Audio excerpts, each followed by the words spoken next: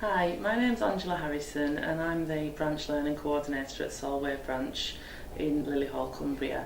I've been a ULR now for 5 years and I first got involved in the greening issues when we first set up the Union Learning team at Lilyhall. I'm really passionate about greening issues. Basically, I think if we don't do something about things now, then our children aren't going to have a future. So that's why I first got involved. What was the attitude of your employer to green issues before the PCS branch's initiative? The attitude of the employer, it was quite positive from the offset really, because they already had an agreement with the government that they were going to try and reduce their carbon footprint by 10%. So they were quite positive, but by us being involved in the project, it's certainly made them more receptive and open to all of the suggestions and ideas that we've been developing. So can you tell us a bit more about the project that you mentioned? Yeah, the project was a TUC project. We were one of 7 government sites chosen to work on issues relating to greening in the workplace. Part of the project, what we put in place was that we formalised a committee which involved members of the senior management team and union learning reps and the green rep. So by doing this, it really formalised the process, and we had minutes from meetings and action points would be carried out, and just really formalised the whole process. Has there been any changes within PCS membership or the branch as a result of things being escalated? Well, the membership of the branch has stayed the same because we already have quite a high density of members with very few non-members. But what our biggest change really has been that the branch have added a green rep to our constitution. So that's now become a full position with facility time attached to it. And we've also had an interest from our members in wanting to become active green reps as well. That's fantastic, that's really good news.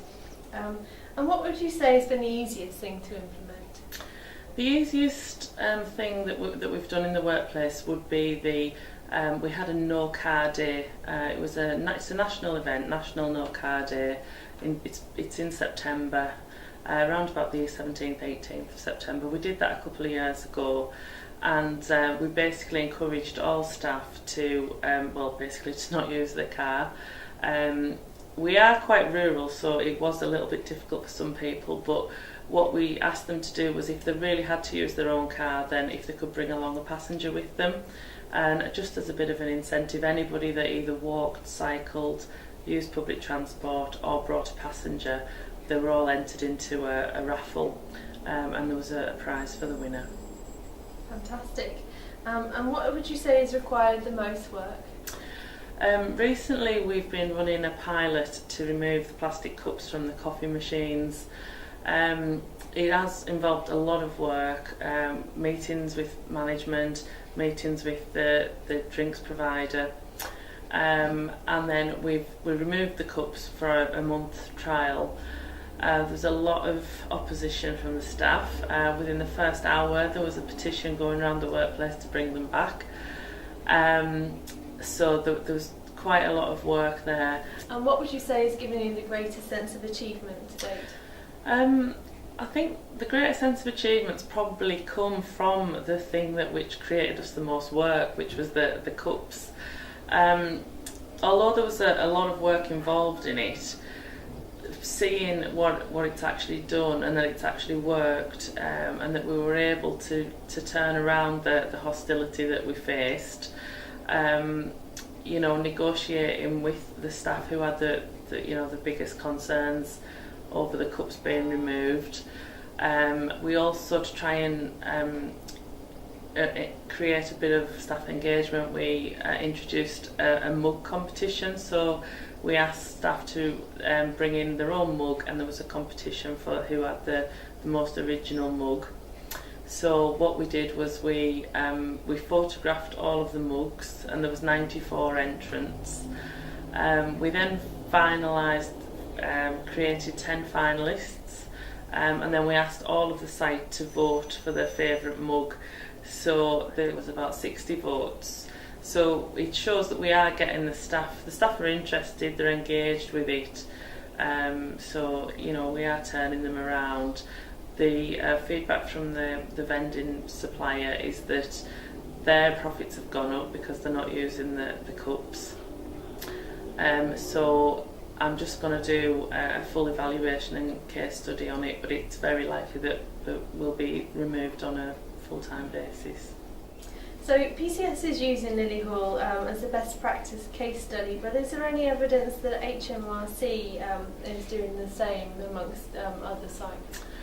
Yeah, HMRC have a team of green reps which are throughout the country. They're a green rep network, and our sustainability plan has been used as a leading example for the other HMRC offices. And is there union involvement in the Green Reps network? Yeah, there is. The union reps tend to liaise with the green reps and try and get involved in meetings and the distribution lists that they have. And what do you plan to do next at Lily Hall to continue greening the workplace? What we're planning on doing next, but it may not be till next year now, is we're planning on trying to encourage staff to grow their own veg. So we're going to be holding some sessions in the workplace with some of the grow bags and try and encourage people to grow their own potatoes, and we're starting off with potatoes and then have our own little vegetable patch outside the office. So what advice would you give to new green reps who are just starting out? My advice to green reps would be don't give up, because you will meet barriers along the way. Stay positive, work with management, always keep them informed in everything that you're doing. And first and foremost, I think really celebrate your successes. If you have an initiative that really works and it's been a success, write up a case study on it. And you know, get it out there. Other people can share in what you've done. It makes them easy to follow what's worked for you, and really make things fun. And you'll find that you'll get more engagement from people.